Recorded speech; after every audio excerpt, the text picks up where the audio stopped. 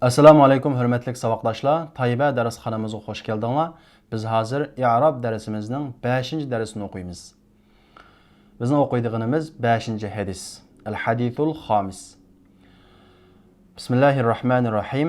An ummil mu'minin ummi Abdullah Aisha radhiyallahu anha qalat qala Rasulullah sallallahu alayhi wa sallam man ahdatha fi amrina hadha ma laysa minhu fa huwa rad. Ravahul Buxoriy va Muslim. Ummul mu'minin Ummu Abdullah Aisha radhiyallohu anha din rivoyat qilindi.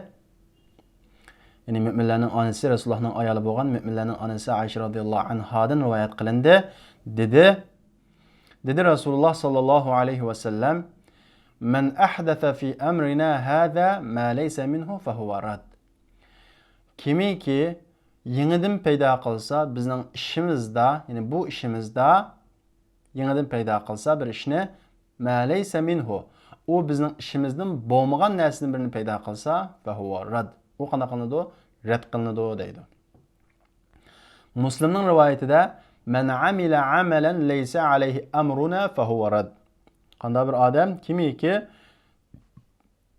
bir amalni qilsa emas u amalning ustiga bizning ishimiz, ya'ni bizning ishimiz bo'lmagan bir amalni qilsa u rad qilinadi deydi. Endi hadisni qisqacha izohlasak, bu yerdagi ahdatha degan gap yangi paydo qilsa, yo'q yerdan qanday qilsa paydo qilsa.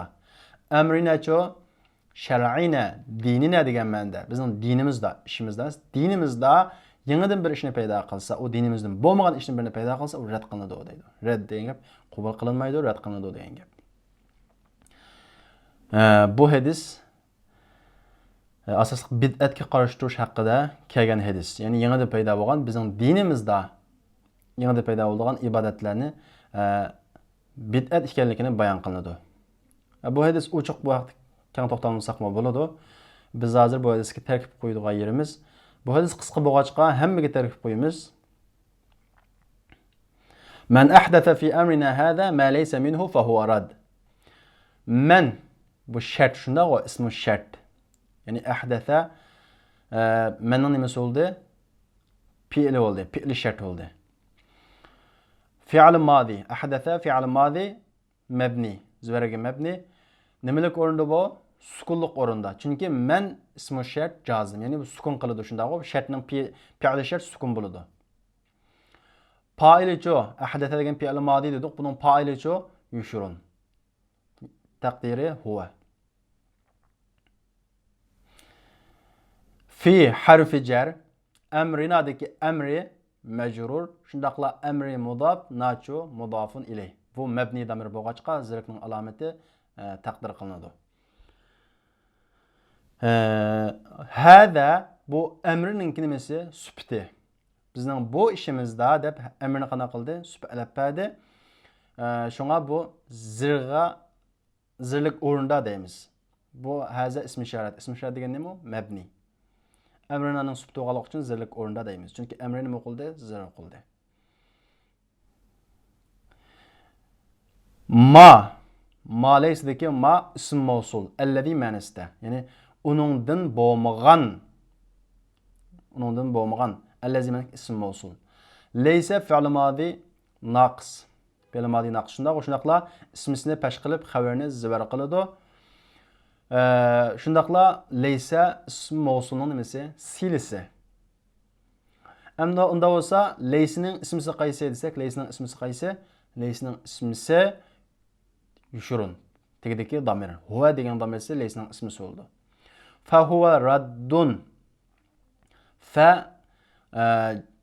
man degan bu ismi shartningki javobiga agishib keladigan fa, ya'ni huwa raddun bu javobi shart.